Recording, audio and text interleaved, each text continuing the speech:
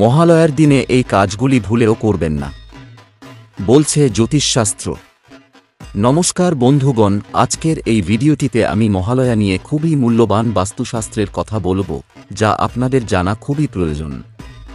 এমন কিছু কাজ আছে যেগুলি মহালয়ার দিন ভুলেও করা উচিত নয়।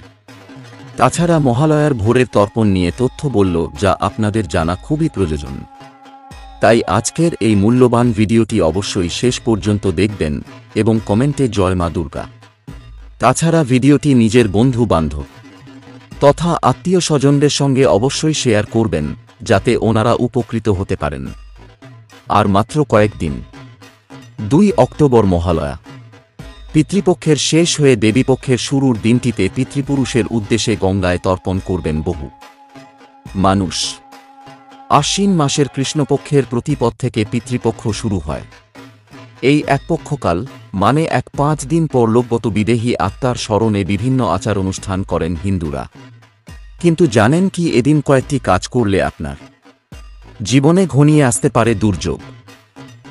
বহু জ্যোতিষীদের মতে এদিনটায় বাড়িতে কোনো শুভ কাজ না করাই ভালো, অর্থাৎ কোনো বিয়ে অথবা গাড়ি বাড়ি কেনার পরিকল্পনা করবেন না।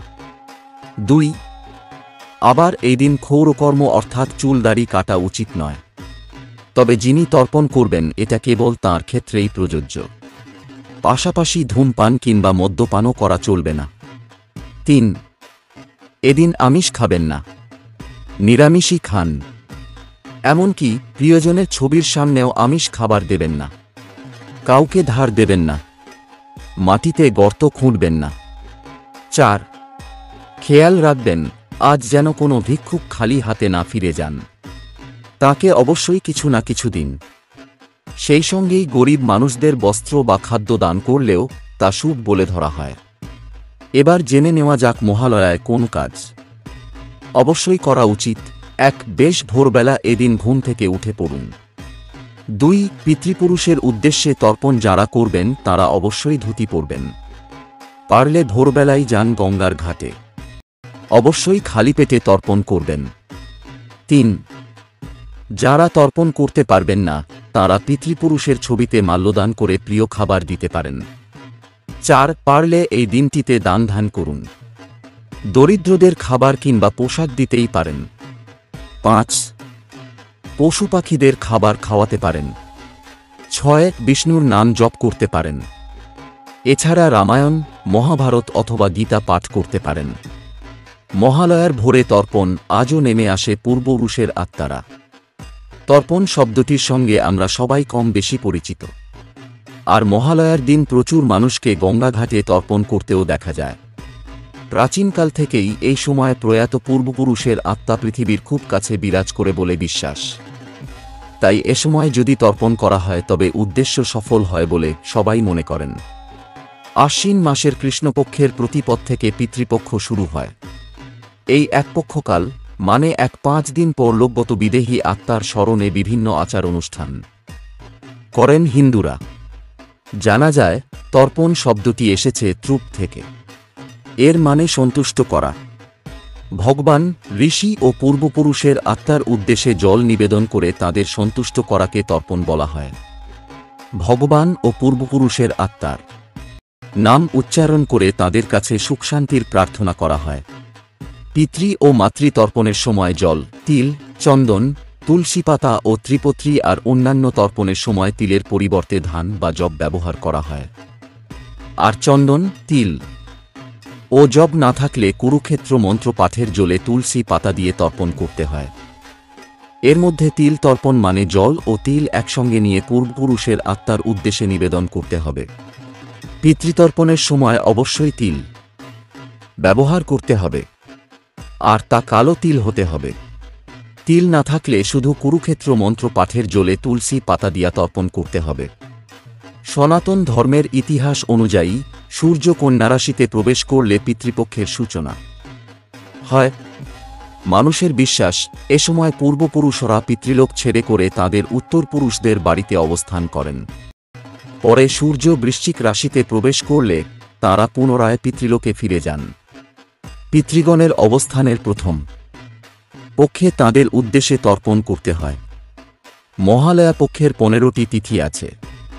তাদের নাম হল প্রতিপদ, দ্বিতীয়া, তৃতীয়া, চতুর্থী, পঞ্চমী, ষষ্ঠী, সপ্তমী, অষ্টমী, নবমী, দশমী, একাদশী, দ্বাদশী, ত্রয়োদশী, চতুর্দশী ও অমাবস্যা। সনাতন মতে যে ব্যক্তি তর্পণে ইচ্ছুক হন তাকে তাঁর পিতার মৃত্যুর তিথিতে তর্পণ করতে হয়। তবে অমাবস্যার দিন তিথি না থাকলেও সব পূর্বপুরুষের শ্রাদ্ধ করা হয়। যাঁরা নির্দিষ্ট দিনে শ্রাদ্ধ করতে ভুলে যান তাঁরা এই দিন শ্রাদ্ধ করতে পারেন। এই দিন গয়ায় শ্রাদ্ধ করলে তা বিশেষ ফলপ্রসূ হয়। উল্লেখ্য, গয়ায় সমগ্র পিতৃপক্ষ জুড়ে মেলা চলে, আর বাংলায় মহালয়ার দিন দুর্গাপুজোর সূচনা হয়। বিশ্বাস অনুযায়ী এই দিন দেবী দুর্গা মর্তলোকে আবির্ভূতা হন।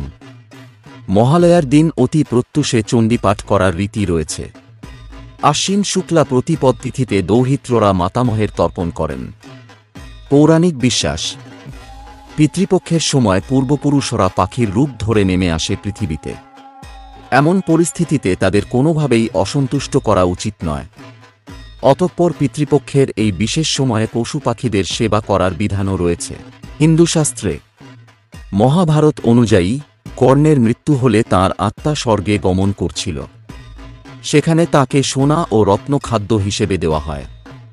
কর্ণ ইন্দ্রকে এর কারণ জিজ্ঞাসা করলে ইন্দ্র বলেন, তুমি সারা জীবন সোনা দান করেছ, পিতৃগণের উদ্দেশ্যে কোনো খাদ্য প্রদান করনি, তাই স্বর্গেও তোমাকে সোনা খেতে দেওয়া হয়েছে। তখন কর্ণ বলেন, আমি পিতৃগণের সম্পর্কে জানতাম না, তাই ইচ্ছা করেই তাঁদের সোনা প্রদান করিনি। এই কথা শুনে বিষয়টির সত্যতা অনুধাবন করে কর্ণকে 106 দিনের জন্য ফের মর্তে যাওয়ার অনুমতি দেন ইন্দ্র। তারপরই কর্ণ সেখানে গিয়ে পিতৃলোকের উদ্দেশ্যে অন্ন ও জল প্রদান করেন। এই 106 দিনকেই পিতৃপক্ষ বলা হয়।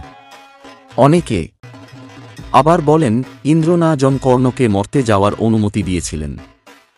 যাই হোক, সনাতন মতে পিতৃপক্ষে পুত্র কর্তৃক শ্রাদ্ধানুষ্ঠান অবশ্য করণীয় একটি অনুষ্ঠান। এই অনুষ্ঠানের ফলেই মৃতের আত্মা স্বর্গে প্রবেশাধিকার পান। এই প্রসঙ্গে গরুড় পুরাণে বলা হয়েছে, পুত্র বিনা মুক্তি নাই। ধর্মগ্রন্থে গৃহস্থদের দেব, ভূত ও অতিথিদের সঙ্গে পিতৃতর্পণের নির্দেশ দেওয়া হয়েছে। মার্কেন্ডেয় পুরাণে বলা হয়েছে, পিতৃগণ শ্রাদ্ধে তুষ্ট হলে স্বাস্থ্য, ধন, জ্ঞান ও দীর্ঘায়ু এবং পরিশেষে উত্তরপুরুষকে স্বর্গ ও মোক্ষ প্রদান করেন। বাৎসরিক শ্রাদ্ধানুষ্ঠানে যারা অপারগ তারা সর্বপিতৃ অমাবস্যা পালন করে পিতৃদায় থেকে মুক্ত হতে পারেন। শ্রাদ্ধ বংশের প্রধান ধর্মানুষ্ঠান।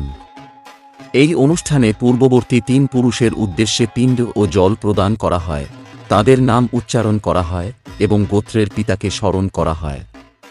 এই কারণে একজন ব্যক্তির পক্ষে বংশের 6 প্রজন্মের নাম স্মরণ রাখা সম্ভব হয় এবং এর ফলে বংশের বন্ধন দৃঢ় হয়। ডেক্সেল বিশ্ববিদ্যালয়ের পুরাতাত্ত্বিক উষা মেননের মতেও পিতৃপক্ষ বংশের বিভিন্ন প্রজন্মের মধ্যে সম্পর্ককে সুদৃঢ় করে। এই পক্ষে বংশের বর্তমান প্রজন্ম পূর্বপুরুষের নাম স্মরণ করে তাদের শ্রদ্ধা নিবেদন করে। পিতৃপুরুষের ঋণ হিন্দু ধর্মে পিতৃমাতৃঋণ অথবা গুরু ঋণের সমান গুরুত্বপূর্ণ।